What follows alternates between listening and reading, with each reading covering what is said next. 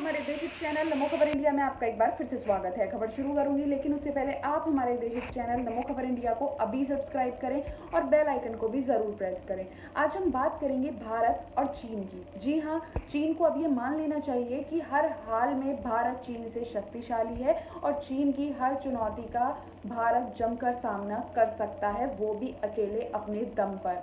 इसी के चलते मैं आपको बता दूं कि भारत और चीन के बीच लद्दाख में हुए तनाव को लेकर भारत को विश्वास है कि वह अकेले दम पर ही इससे निपट लेगा।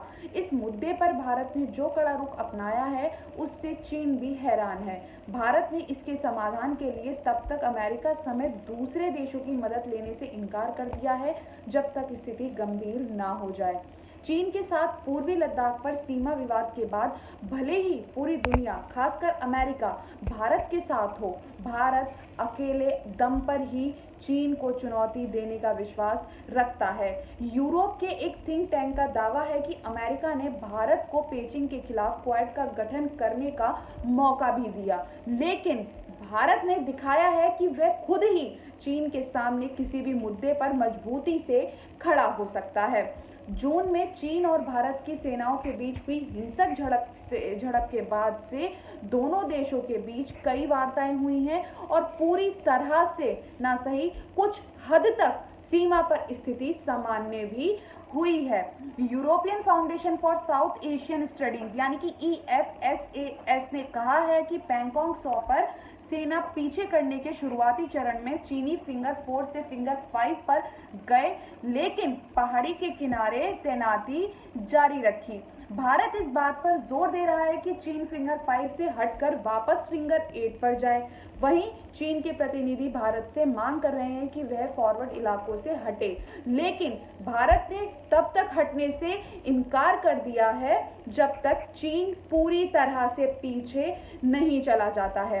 EFSAS का कहना है कि 2017 में डोकलाम की तरह यहां भी चीन की अकारात्मकता के सामने भारतीय राजनीतिक और सैन्य नेतृत्व को दृढ़ रवैया और निश्चय ने चीन को हैरान कर दिया है।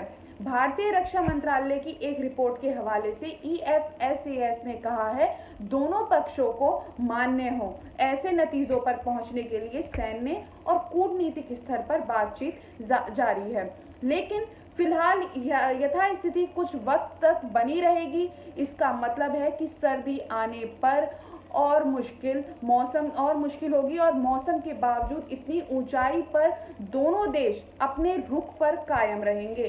भारत ने बड़ी मात्रा में ताकत जुटा ली है, जैसे हर साल भारत सियाचिन ग्लेशियर में अपनी पकड़ मजबूत करने के लिए अभ्यास करता है, उसकी तैयारी भी की जा रही है। आगे मैं आपको बता दूं कि EFSAS का कहना है कि भले ही चीन सीमा मुद्दे की जगह द्विपक्षीय संबंध सुधारने का लालच दे रहा हो, भारत की इस तैयारी से लगता है कि वह किसी भी तरह के गंभीर टकराव की स्थिति के लिए मजबूत है। आगे आपको बता दूं कि संस्थान का कहना है कि चीन ने समय समय पर सीमा पर भारत को परेशान किया है और दोनों पक्षों के बीच शांति स्थापित करने के समझौते का उल्लंघन किया है। भारत भी अब इस बातचीत को समझ रहा है कि वह अकेले इस मुद्दे से जूझ रहा है जिसका कोई फायदा नहीं है। भले ही चीन भारत से आसान रास्ता अपनाने को कह रहा हो, भारत का मानना है कि वह अब दृढ़ है और मजबूत है कि सीमा पर गंभीर टकराव के लिए खड़ा होकर चीन की अप्रत्याशित आक्रामक गतिविधियों का सामना कर सकता है। भारत को उम्मीद है कि मौजूदा टकराव को बातचीत से सुलझा लिया जाएगा, लेकिन वह इस बात की कोई कसर नहीं छोड़ना चाहता कि अगर टकराव बढ़े तो वह अपने क्षेत्र की रक्षा कर सकता है। थिंक टैंक ने यहाँ तक कहा है कि इसीलिए बेहतर होगा कि दोनों देश आपसी सहमति से समाधान निकालें जिसमें चीन सम्मान के साथ पीछे हट जाए। इसमें चीन और भारत दोनों के करीबी दोस्त रूस की बड़ी भूमिका भी बताई गई है।